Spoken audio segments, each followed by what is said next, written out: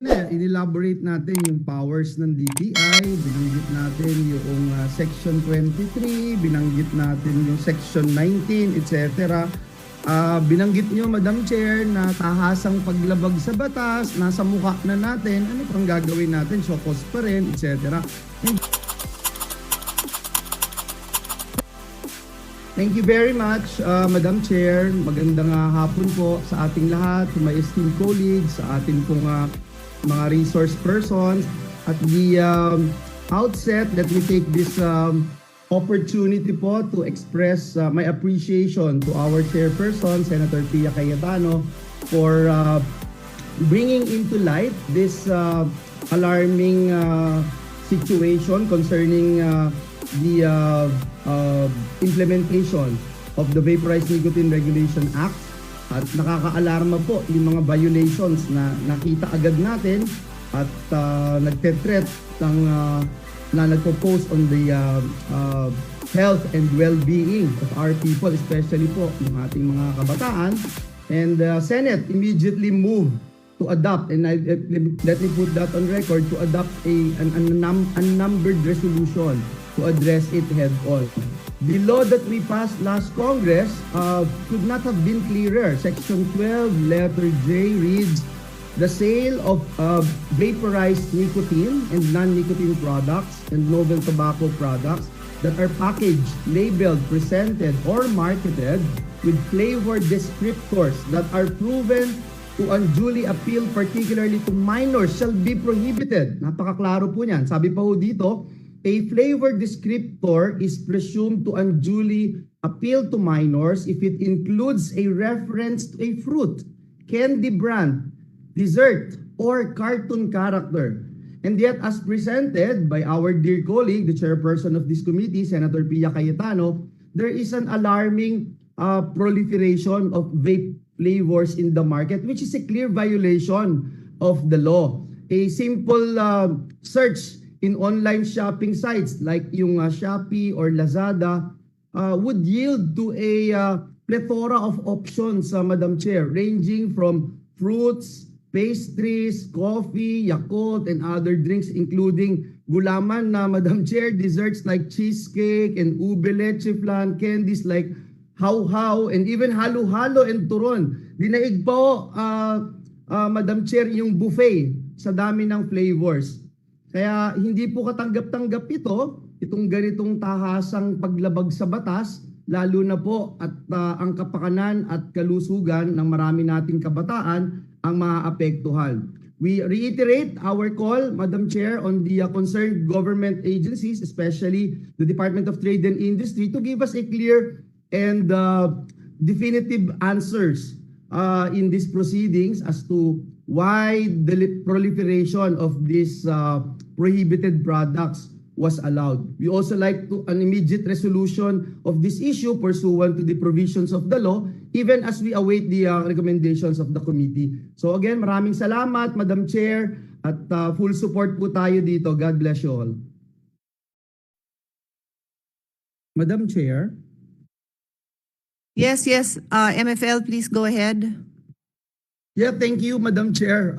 Can I just, because I don't want to forget, this is one question, two questions lang with regard to the report of DTI. Can I just immediately? Very short. Ma'am, thank you very much for your presence, and thank you for that report. And you know, I've been very sensitive lately with regard to monitoring compliance, and I know you're doing your best, especially DTI.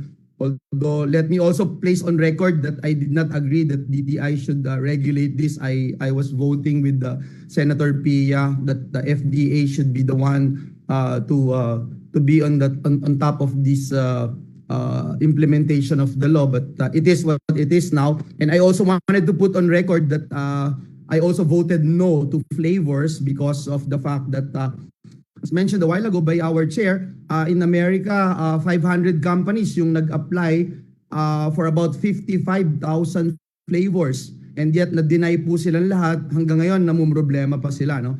But hindi yun yung point ko. Ang point ko lang po, yung again, I go back to yung monitoring compliance. I just wanted to find out yung specific there's a specific office, di ba, ng DTI right now who is responsible in monitoring. Maybe we know if that's correct, ma'am. Madam Chair, if I may address the majority. Please go ahead.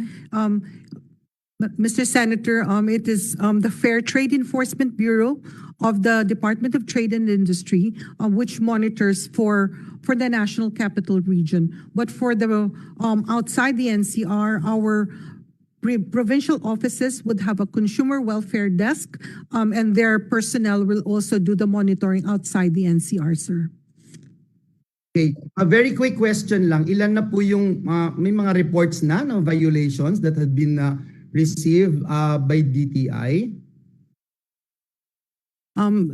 Your Honor, as far as violations, because we have monitored so far, I think there have been 23 firms. So a total of 16 show cause orders were issued by the Fair Trade Enforcement Bureau, sir. Okay, 16 and for the record po, yung total number of vaporized nicotine brands or products that have been duly registered and issued certification by the BPS and the flavors being allowed to be sold in the market, ilan po yung total number nito na nasa DTI? If I may, Your Honor, the product certification scheme is not yet in place. There is a transitory period of 18 months. So, where are we there? Sir. So right now, because there was already a department administrative order that was issued, it is a technical regulation issued by DTI in 2022, but it only covered vape products. So now we will have to adopt a Philippine national standard to cover the novel tobacco products because we have no such standard at this time. So that will be the reference in the technical regulation. So the target of DTI, because we are now doing the fast track of such a standard, is that within the first semester of this year, we will have issued the Philippine national standard on novel tobacco products and circular that will now amend the DAO that only covers vape will also be issued, sir.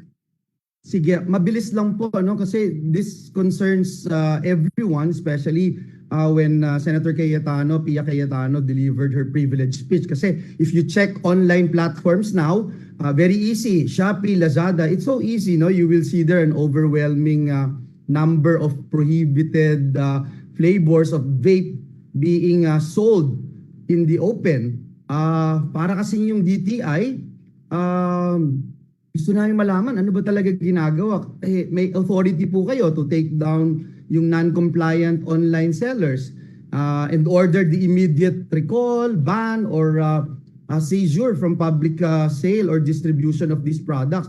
Gusto nating malaman, how are you coordinating with these platforms in the for example, immediate suspension of trading of the said products. Gusto ko lang ipakita, Madam Chair, no? Kasi kitang-kita dito yung liability nitong nagbebenta nitong produkto na ito. Yung isa pong store dito nakalagay, we saw online, has sold about, nakalagay po dito, has sold about 14,300 of the products already.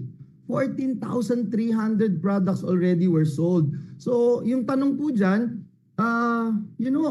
kasi mahirap tanggapin na it's happening right before our very eyes. Very easy to access, very easy to buy these products that are prohibited. So, again, we wanted to find out, no? Ito ho ba, yung tulad nitong binabanggit ko na to, ito ho ba yung kasama na dun sa may show cause order from DTI, ma'am? Your Honor, as far as online platforms are concerned, the DTI also sent letters to the online platforms like Shopee and Lazada, asking them to comply with the requirements of the law.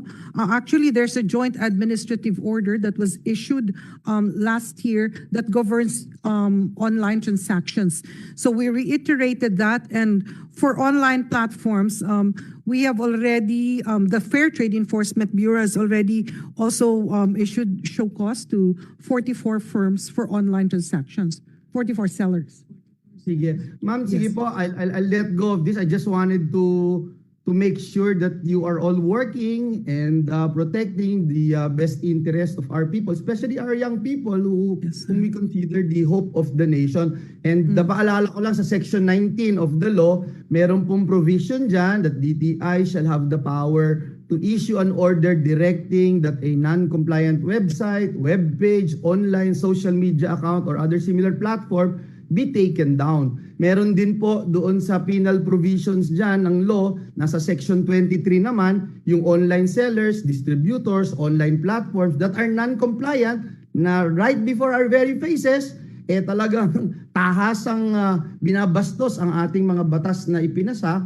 Meron po dyan sa Section 23 that pwede ho yan na i-order ng DTI to immediately suspend the sale of products and shall be liable for the fines and penalties imposed. Yun lang po, Madam Chair, just wanted to make sure that our systems are working, and we are here to help, ma'am, in the DTI, despite hindi kami agree nun, but we are here to empower you. Kung may kailangan po kayo, let us know. But if not, then probably we should really consider FDA to come in and find out kung may anong pwede nating magawa. Salamat po, Madam Chair. Maraming salamat sa DTI representative. Thank you. Thank you. In-elaborate natin yung powers ng DTI, binanggit natin yung Section 23, binanggit natin yung Section 19, etc. Binanggit nyo, Madam Chair, na tahasang paglabag sa batas, nasa mukha na natin, ano pang gagawin natin, show cause pa rin, etc. And just to put on record, Madam Chair, isa na lang, para baka kasi mas in-depth pa tayong mag-aral dito sa Senado than the implementing agency. Yung binabanggit ko po kanina na 14,300 na products na ang nasold, Madam Chair. Ang pangalan po ng name ng brand ay WASPE, WASPE. At yan po, madali niyong hanapin sa Shopee, reseller, Shopee ho yan. Ang pangalan po is Vape in Law, Shopee seller. Vape in Law, VAPEINLO, Shopee seller. Nakabase po sila sa San Nicolas, Manila. Ayan po, para matulungan ho namin kayo. Kami po dito tuwing maghihiring, nag-aaral po kami at ginagawa namin lahat ng aming magagawa para makatulong. Sana po magtulungan tayo at sana gawin din natin yung trabaho natin. Salamat, Madam Chair. Thank you for that.